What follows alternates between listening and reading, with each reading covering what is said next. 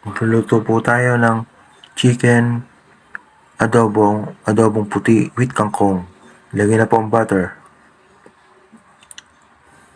Yan po. Nilagay na rin ang sibuyas.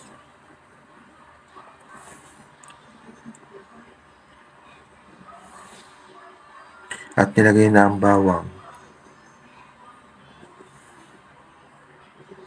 Sinangkot siya. Ang bawang at sibuyas. Nilagay na rin ang manok. Sinangkot siya po ang manok. Tinakpan para luto. Nilagyan ng bitchin ang kangkong. At nilagay na rin ang kangkong. Nilagay na rin ang paminta. Pampasarap. At saka patis na pampasarap ang paninamnam.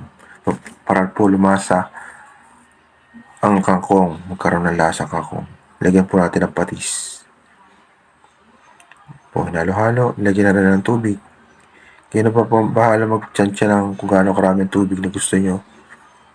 Yan, tinakliban para kumulo.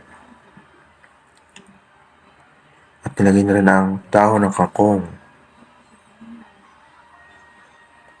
Hinalo-halo para po maluto ang kangkong. Yung buong dahon. Hinalo-halo. Yan po.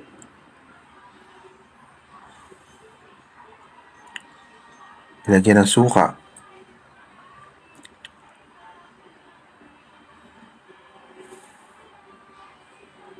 Nilagyan ng patis, pampasarap, ang palinamnam.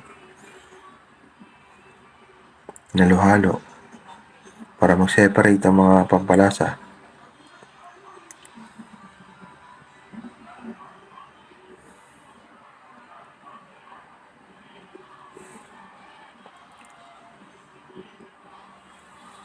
Tinikman ko.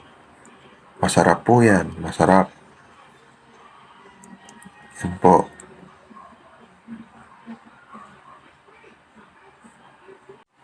Finished product. Kain po tayo.